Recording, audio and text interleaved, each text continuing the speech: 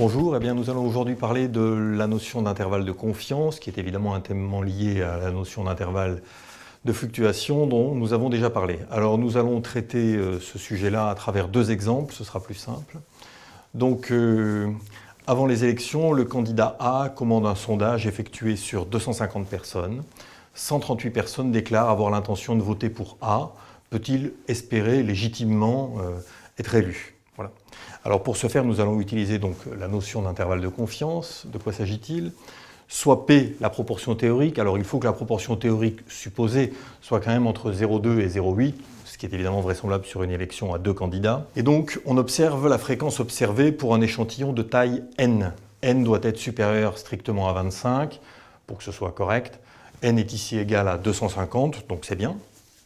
L'intervalle de confiance de P au niveau 95, alors terme un peu barbare que j'éclairerai après, est IC, qui est égal donc à l'intervalle fermé, f moins 1 sur racine de n, f plus 1 sur racine de n, où n est la taille de l'échantillon, je le rappelle, et f la fréquence observée. Eh bien, on sait donc que 95% des intervalles de confiance associés à des échantillons de taille n de fréquence f contiennent la proportion théorique P. Alors il y en a 5% qui ne la contiennent pas. Enfin, c'est peu. Donc dans l'exemple qui nous intéresse, f est donc égal à 138 sur 250, soit 0,552, auquel cas l'intervalle de confiance est égal à l'intervalle fermé, 0,552 moins 1 sur racine de 250, 0,552 plus 1 sur racine de 250, à savoir, après calcul, 0,49, 0,62. Donc, la probabilité théorique est dans l'intervalle 0,49, 0,62, donc il est tout à fait possible, puisqu'il est possible qu'elle soit en dessous de 0,5, il est tout à fait possible que A ne soit pas élu.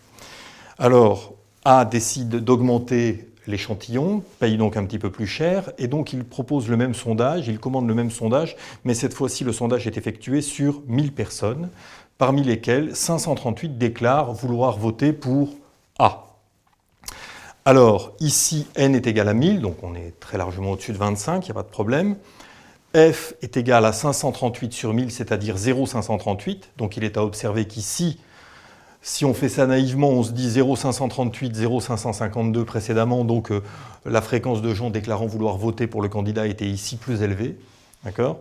Et pourtant, l'intervalle de confiance est ici égal à 0,538 moins 1 sur racine de 1000, 0,538 plus 1 sur racine de 1000, ce qui donne, après calcul, 0,51, 0,57. Donc, effectivement, le fait qu'on ait augmenté la taille de l'effectif fait que l'intervalle est plus restreint, puisque son amplitude est de 2 sur racine de 1000, elle était tout à l'heure de 2 sur racine de 250, et ce simple fait suffit, bien que la fréquence dans le deuxième cas soit plus basse que dans le premier cas, suffit à obtenir un intervalle où les proportions théoriques, attendues donc, être entre 0,51 et 0,57, à savoir supérieures à 0,5. Donc, selon toute probabilité, A devrait être élu, peut raisonnablement espérer être élu, sauf si évidemment on est tombé là, mais il faudrait un hasard vraiment malheureux, puisqu'il n'y a que 5% des intervalles de confiance qui ne contiennent pas la proportion théorique. Donc, selon toute vraisemblance, cet intervalle de confiance contient la proportion théorique, et donc il peut être élu.